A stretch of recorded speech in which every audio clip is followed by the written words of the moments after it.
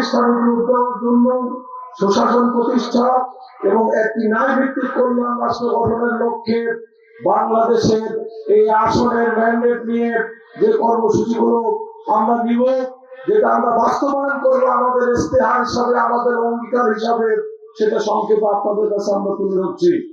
আমাদের 1 নম্বর কাজ হবে সকল পর্যায়ে স্বচ্ছতা ও জবাবদিহিতার মাধ্যমে সুশাসন নিশ্চিত করে একটি সুখী সমৃদ্ধ বদলগাছি মহদেবপুর গঠন করা। সকল পর্যায়ে দুর্নীতি, লুটপাট, ক্ষমতার অপব্যবহারের বিরুদ্ধে দৃঢ় অবস্থান।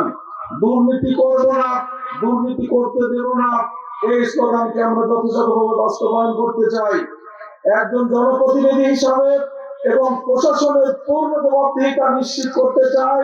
এর অংশ হিসাবে আল্লাহ তাআলা যদি আমাদেরকে নির্বাচিত করেন, প্রতি 3 মাস এবং 6 মাসে জনসাধারণের সাথে মত বিনিময়ের ব্যবস্থা করবো আমরা ইনশাআল্লাহ।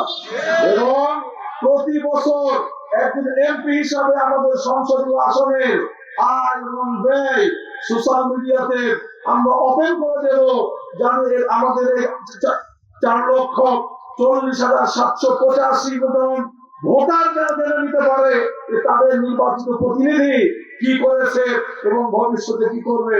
স্থানীয় সরকার ব্যবস্থাকে কার্যকরী এবং শক্তিশালী করতে চাই, যাতে জনগণ ইউনিয়ন পরিষদ এবং উপজেলা পরিষদ থেকে তাদের ন্যায্য অধিকার তারা বুঝে পড়ায় এবং তারা হয়রানি মুক্ত একটা পরিবেশে তাদের অধিকার নিশ্চিত করে নিতে পারে। এছাড়াও চুরি, ডাকাতি, মিথ্যা মামলা, চাঁদাবাজি, অবৈধ দখল, উৎখাত এবং মাদক মুক্ত বদলগাছি মহদেবপুর গঠনে আমরা অঙ্গীকারবদ্ধ। সম্মানিত ভাই বোনেরা, আমাদের এই মহদেবপুর, আমাদের এই আসন মহদেবপুর বদলগাছি কৃষি, কৃষক এবং গ্রামীণ অর্থনীতির ভিত্তি বলে রয়েছে।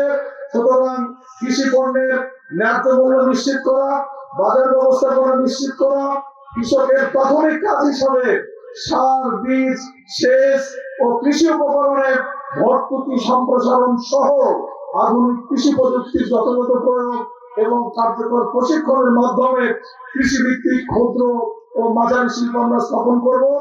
শুষ্ক মৌসুমে আমাদের নদীতে ছোট যমুনা এবং মহদেবপুরে যে আত্মাই নদী রয়েছে সেখানে পানি সংরক্ষণ, সেচ সুবিধা বৃদ্ধির লক্ষ্যে সম্ভাব্যতা যাচাই সাপেক্ষে রাবার ড্যাম নির্মাণ এবং জীববৈচিত্র্য সংরক্ষণে আমরা কার্যকর পদক্ষেপ নেব। কৃষি পণ্য, ফল এবং ফসল সংরক্ষণে কোল্ড স্টোর এবং গুদামজাতকরণের ব্যাপারে আমরা প্রয়োজনীয় পদক্ষেপ গ্রহণ করবো ইনশাআল্লাহ।